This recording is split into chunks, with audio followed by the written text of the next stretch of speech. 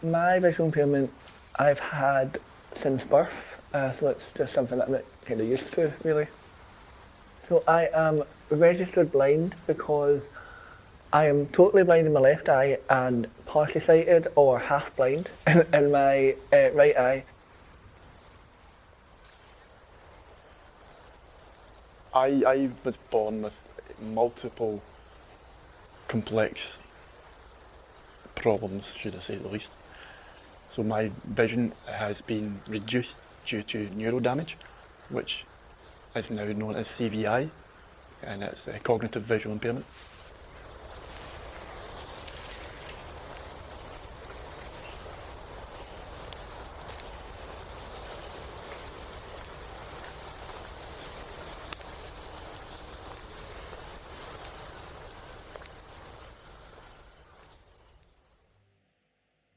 My name is Ross and I am a freelance writer and filmmaker.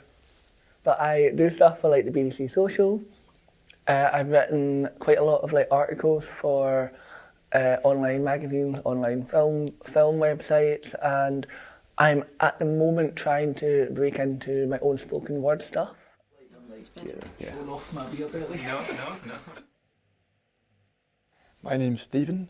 I am a young visually impaired person, and I'm a political advocate for young disabled and more specifically visually impaired people in Scotland.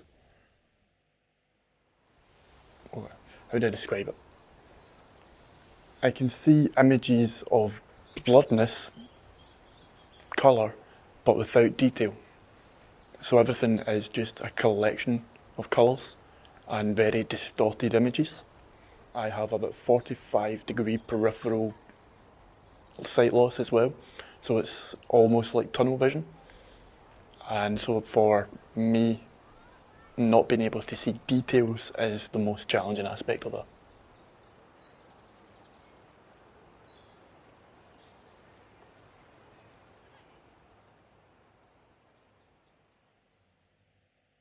So what I can see is quite tricky to describe, but I'll try my best. So when I look at something initially, it can be quite blurry, and so if I look at something, it's got sort of like distorted. So, but the longer that I look at something, or the longer that I look at someone, the clearer they get, and they'll never be fully clear, obviously, because I can't see. But they'll be clear enough for me to maybe, I can tell you like the shape of their face, or what colour their hair is. Things like that. So, finer details I can't tell at all. Okay, so we'll do for the first shot, the first kind of sequence, because it is going to be very much playing with it and just going out and seeing what happens. We can get you walking through. We'll close this door actually, so you interact with the door. Put the door stop on if you can. It's a bit tricky, but if not, then you just hold it open and we'll hold it open one by one. Okay. And then go through to the kitchen. So we'll just be following you and watching it, and then. Do you want me to describe as well what I'm doing? Yeah, it's just say like. Obviously, come up with your own stuff, but you can talk about like how. Looking through my kitchen, if things aren't in a certain place, I struggle to find them, kind of thing. Yeah. Good.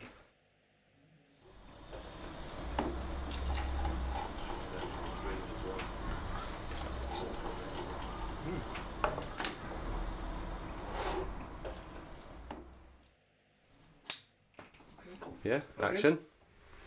Okay.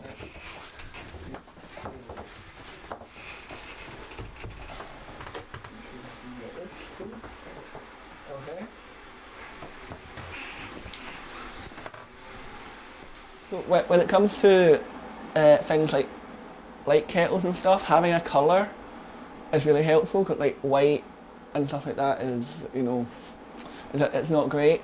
And then you get see-through kettles, which is really weird to me.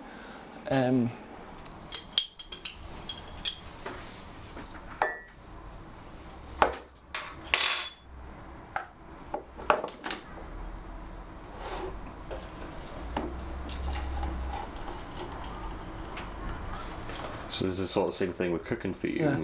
So for me, with the sound of the water hitting the cup is really important, because that's how I know that I'm getting the cup as well. There is also a thing that you can get that clips on to, I don't have one because it makes me feel like a really blind person, but there's something you can get that you clip onto a cup or a glass that makes a really loud, high-pitched noise to let you know when it's hit it, when it's hit the level. It's a great idea, but if you've got a dog, then I'll probably take the dog off, to be honest. So yeah, and then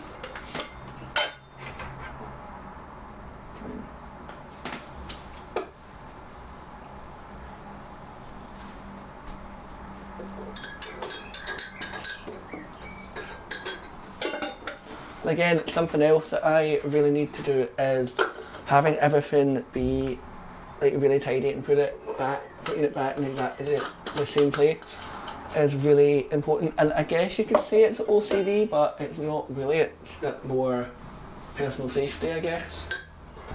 So yeah, there we go. Cheers.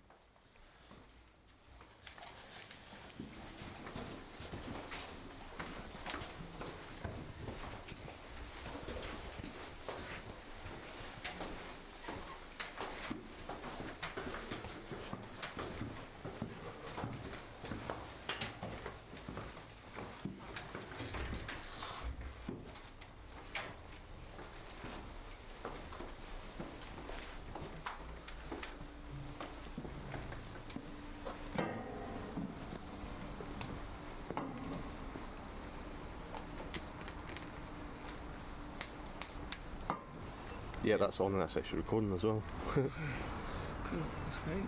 Cool.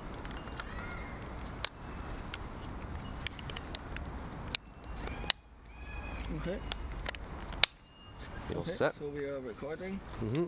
So All looking at me. Yep. Outside, take one. Cool. So I can shout and direct you where we're going exactly, Ross. But yeah. Cool, so we're going across the road, yeah? Yeah, and under the trees, yeah, and just as I said, comment about how you listen and even smell, and to help yourself know where the thing is. Watch out for dogs and stuff.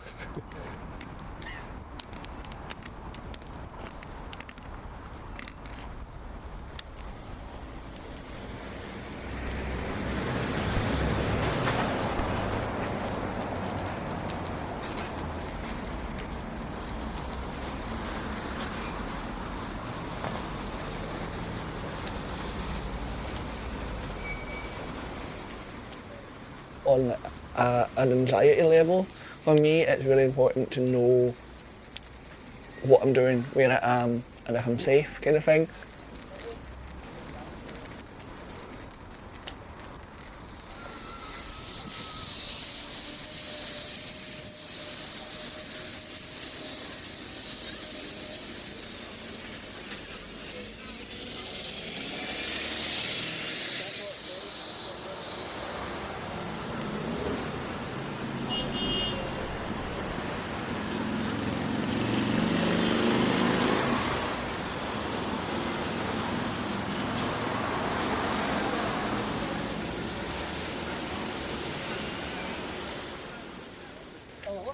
So was that crossing a bit more difficult because of the... Yeah, there's no beat, so I'm kind of like relying on having someone else on that side of the road so that I know when they cross, that's when I have to cross. But the difficult thing with that is people are a bit stupid and they'll cross when it's not green. And yeah, so there you go. There you go, green man down.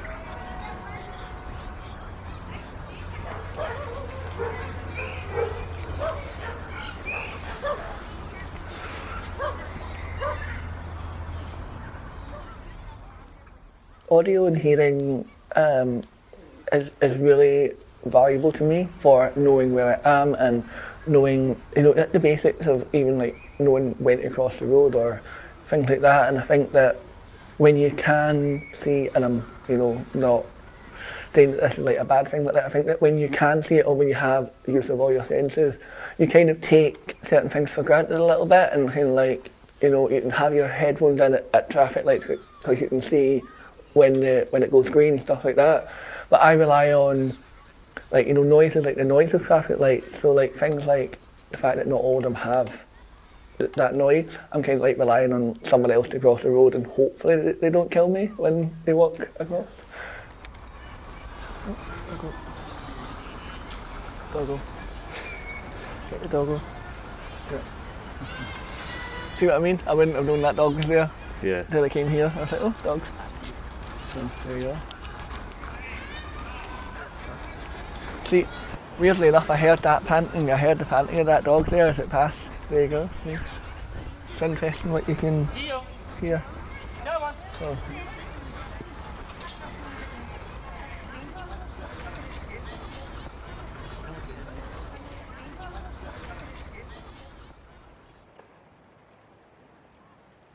When you don't have as much eyesight, you try to use your other senses as best as you can. It's not the case that hearing instantly becomes heightened when you lose sight. It's more a case of you are aware that you've lost the major sense, such as sight, and so you try and use the second best one that you have available, which is your hearing.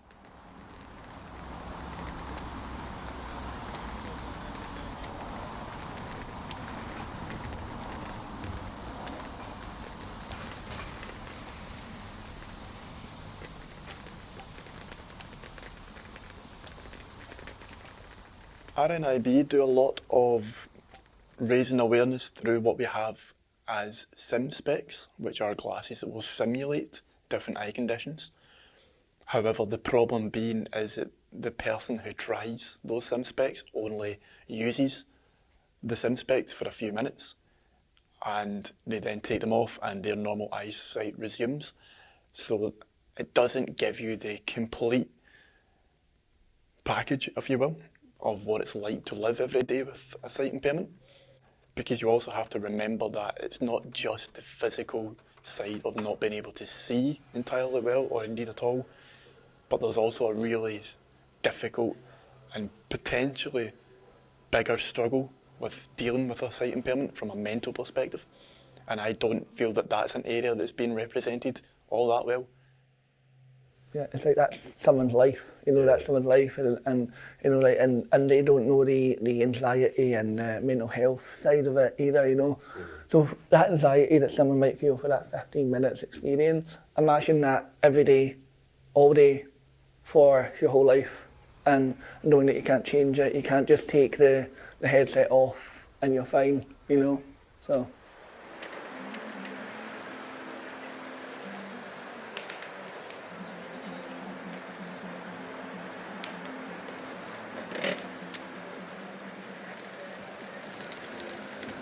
Perfect. Can't even get there you go, just add that. I just want a pint. In the modern day, there are so many challenges that we face to enable disabled people to fit into society better. So just one example, when you go into a restaurant and you look at a menu, it's 9 times out of 10 going to be in small print, and they won't have any other format.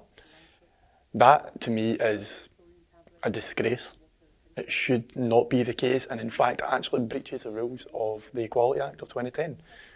And so, for me, I feel that society has a long way to go to help people who are visually impaired, deafblind, autistic, and any other disability across the board.